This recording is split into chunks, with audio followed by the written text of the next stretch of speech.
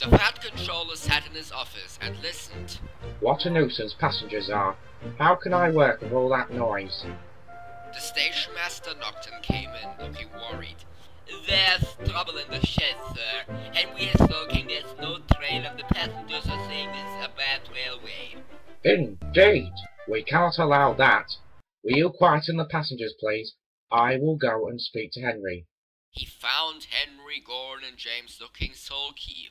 Come along, Henry. It is time your train was ready. Henry's not going. We won't shunt like common tank engines. We are important tender engines. You fetch our coaches, and we will pull them. Tender engines don't shunt. Oh, indeed.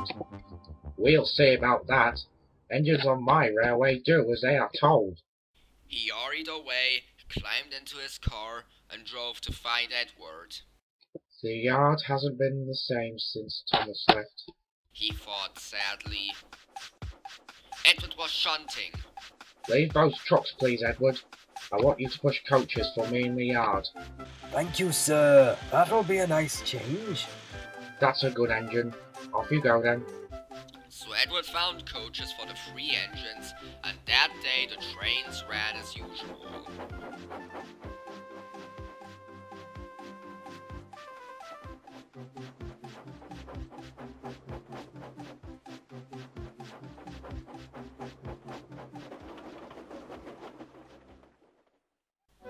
But when the Fat Controller came next morning, Edward looked unhappy.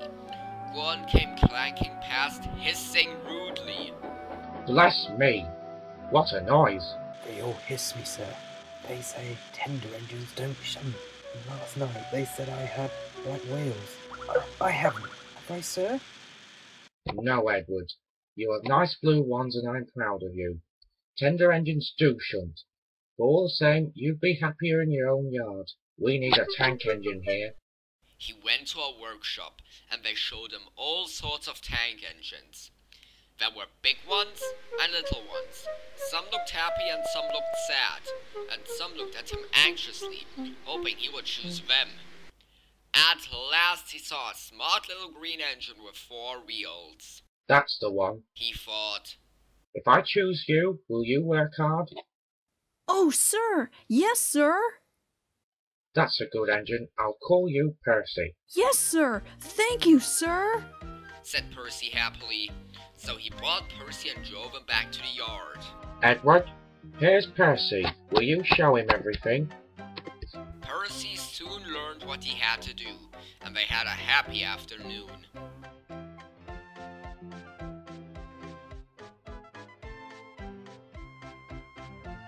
Once Henry came by, hissing as usual. Whoosh! Said Percy suddenly. Henry jumped and ran back to the shed. How beautifully you wheeshed him. I can't wheeze like that. Oh, that's nothing. You should hear them in the workshop. You have to wheesh loudly to make yourself heard. Next morning, Thomas arrived. The Fat Controller sent for me. I expect he wants help. Here he comes. Well done, Thomas. You've been quick. Listen, Henry, Gordon and James are sulking. They say they won't shunt like common tank engines. So I have shut them up and I want you both to run the line. Common tank engines indeed. We'll show them. And Percy here will help too. Oh, sir, yes, sir. Please, sir. Edward and Thomas worked the line, starting at opposite ends. They pulled the trains, whistling cheerfully to each other as they passed. Percy sometimes puffed along the branch line. Thomas was anxious, but both driver and guard promised to take care of Annie and Clarabelle. There were fewer trains, but the passengers didn't mind. They knew the 3 other engines were having a lesson.